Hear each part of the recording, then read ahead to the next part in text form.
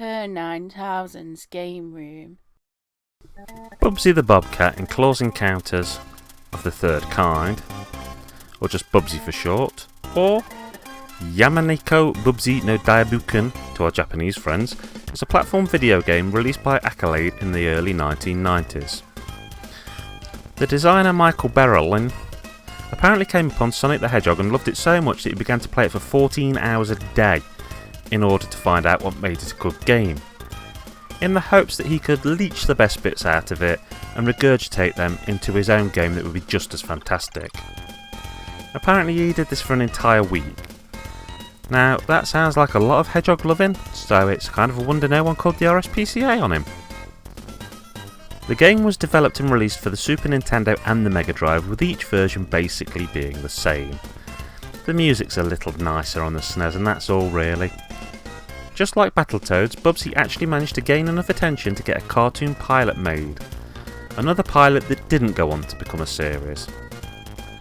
So even with a quick look at the game you can see the Sonic connection, so why the long name Close Encounters of the Third Kind? Basically to spoof the movie Close Encounters of the Third Kind.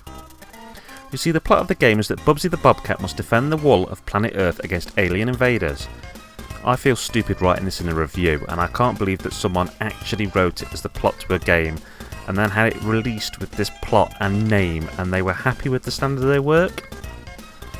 A lot of complaints have been brought up about Bubsy over the years, the fact that it's fast and things literally jump right in front of you, causing the game to be slowed down with death after death after death.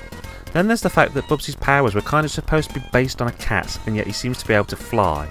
Well, fly is maybe a strong word. To paraphrase Buzz Lightyear, he falls with style. What is often forgotten is that pre-release anticipation for Bubsy was very high.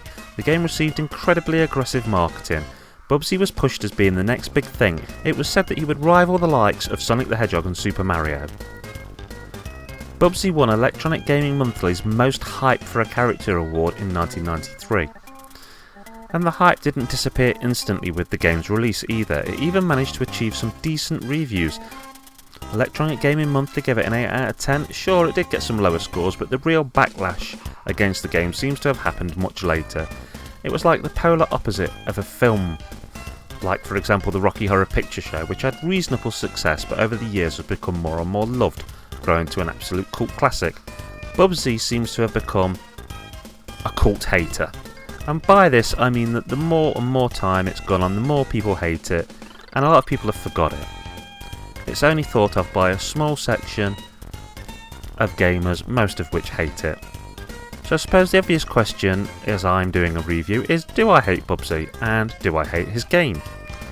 The game has a sense of humour. Each level is introduced by some sort of play on words spoken by Bubsy in a typical cartoon voice. What could possibly go wrong? Or, did I mention I don't like heights? Yes, some of it comes off as a little cheesy, but it's a good chuckle-some kind of cheesy to me. My main complaint with Bubsy's game is one I've already touched on. He's far too easy to kill. You can be killed by the slightest touch of an enemy, or you'll run straight into an obstacle before you even really get a chance to see it. Yes, this is frustrating, but I don't believe that this small thing is a complete game breaker. You get a lot of lives, and Bubsy's gliding ability can keep him up above a lot of trouble. I have to admit though that the speed in the game does not work as well as it does in Sonic. Bubsy needed a move like Sonic's spin that he could just roll into a ball or something and batter anything that ran into him. If you only had to worry about the pitfalls and not the enemies while running, then this would help the game a lot. Visually I really like the game. It's bright, I find its sprites to be pleasant and detailed, Bubsy's animation is great, but it's like too much attention was paid to him. The enemies and some of the other visual elements don't seem to quite live up to his quality. In answer to the question, I kind of like Bubsy, but I do see his game as being just above average. It's a 6 out of 10, it was overhyped back in the day and some people fell for this hype. But then it seems to be part of an almost never-ending backlash that paints it as far worse than it actually is. I believe that the truth lies somewhere in the middle of these two points of view. The game is not brilliant, but it's not awful either. It's one to go for if you've exhausted all the more popular platformers on the SNES and you still haven't had enough. I would however first advise that you consider getting a Mega Drive and sampling some of the better platformers that has to offer first. If you want Bubsy for the SNES, with a bit of effort you should be able to find a PAL cart for around £7. But if you own both the SNES and a Mega Drive, I'd tell you to actually go for the Mega Drive version, as that's always seemed to be a little cheaper. And if you want a boxed version, then definitely cheaper on the Mega Drive. Okay, that's Kerr9000 signing off. Keep on gaming.